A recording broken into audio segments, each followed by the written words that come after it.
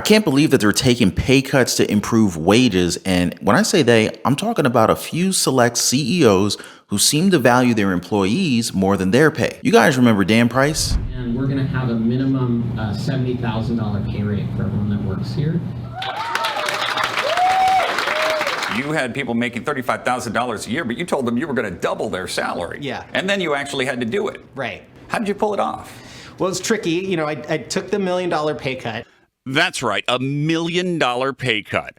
Dan Price was simultaneously hailed as a hero and eviscerated as an enemy of capitalism. Lunatic of all lunatics, Dan Price. Personally, I think he's a socialist. I hope this company is a case study in MBA programs because it's going to fail. But that didn't happen. So you've almost doubled the number of employees, Yeah. and you've tripled business. Yeah. And you're still paying a minimum of $70,000 a year. Correct. How much do you make?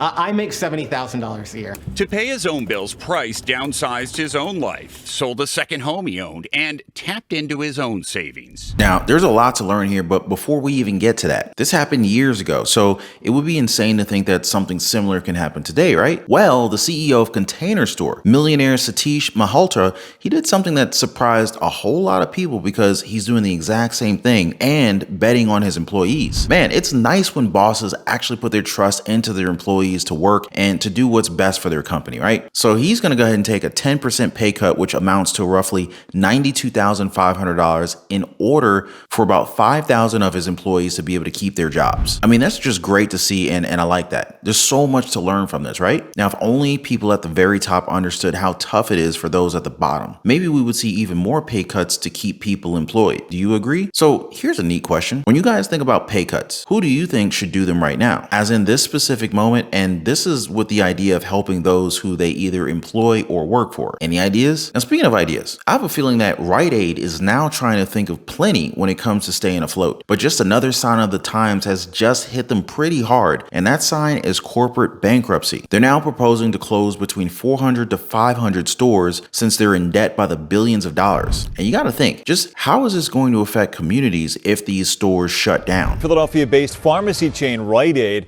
reportedly plans to close hundreds of stores, all part of a bankruptcy plan, as the company struggles with more than $3 billion in debt.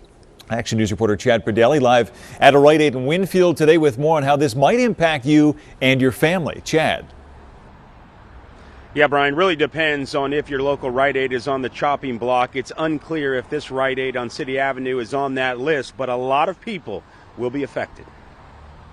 As part of its bankruptcy filing, South Philadelphia-based Rite Aid is proposing to shutter 25% of its stores, meaning 400 to 500 locations.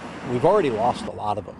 In the past year, there's been about close to 20 stores that have closed. Wendell Young is president of Local 1776, which represents many union Rite Aid workers. He says it's unclear how many stores or employees will be affected in our area, but he worries about a total liquidation of the company. It's mostly women.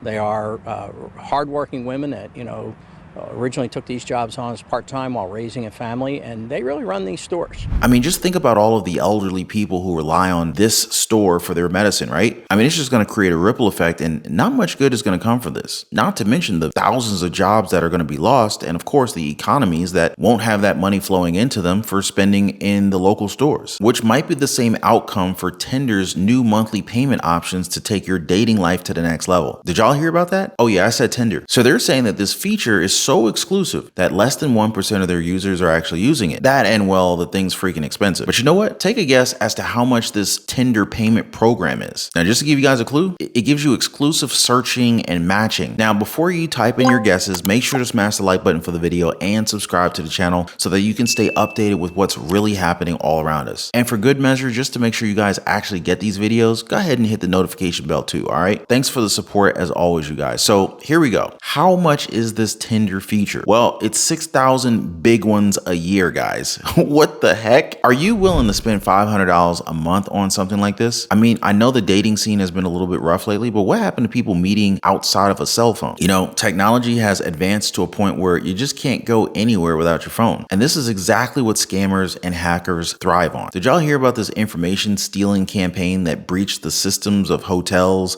booking sites, and travel agencies? So they made a fake booking.com booking.com website, and through this, they collected credit card information. You see, there are advantages and disadvantages to everything, especially with technology, because the information that we give to these places is extremely sensitive. And with this situation, they actually contacted people pretending to be booking.com. And they asked people to verify their information on this fake site. Now, I hope you guys did not fall for this. That's the trouble that we're all facing today, because they can now make something that's absolutely fake look incredibly legit. Like it's being done with clothes, fake shoes, fake watches, fake handbags, and of course, these fake websites. Now, the worst part is Vegas. So yeah, they've fixed their problem over there, but how many people do you think were affected by booking.com's issue? And do any of you guys use that site? Maybe you use Travelocity, Expedia, or something like that? And how do you avoid becoming a victim? Well, personally, if you ask me, I always check if the website's URL is correct. Although that can also be a challenge because some of these scammers are using a .com address. So I think another great way to stay updated would be to follow channels like mine that deal with these scams, because I don't want anybody in my community falling victim to these lowlifes. So now you might think that only those who aren't as tech savvy are prone to these attacks. But were you aware that this hack actually happened in May that affected over 890 schools? The National Student Clearinghouse said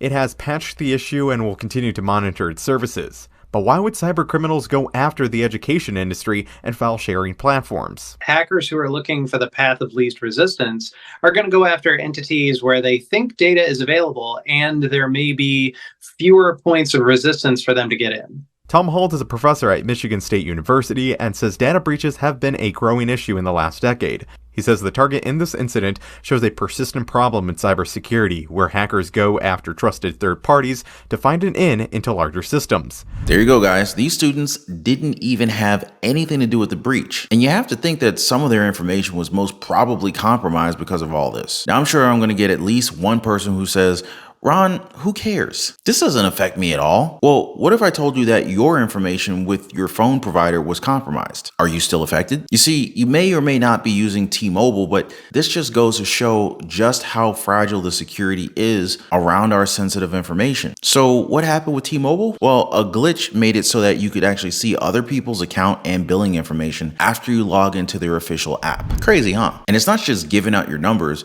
It showed names, addresses, account balances, credit card details, like the last 4 digits and its expiration date, the works, you know? Now, do you think that this is part of a hack? They're saying that it wasn't a breach or a hack, just a temporary system glitch. Well, that's a really bad glitch if you ask me. Now, let me ask you, how many more of these glitches do you think happen? Not just with companies like these, but even with our own government's sites. And just how much of it do you think is communicated to the people? Make sure you guys share your thoughts on this in the comment section down below. And before I go, I just want to thank you guys for all the support, and I'm gonna see you guys on the next video. Y'all be safe.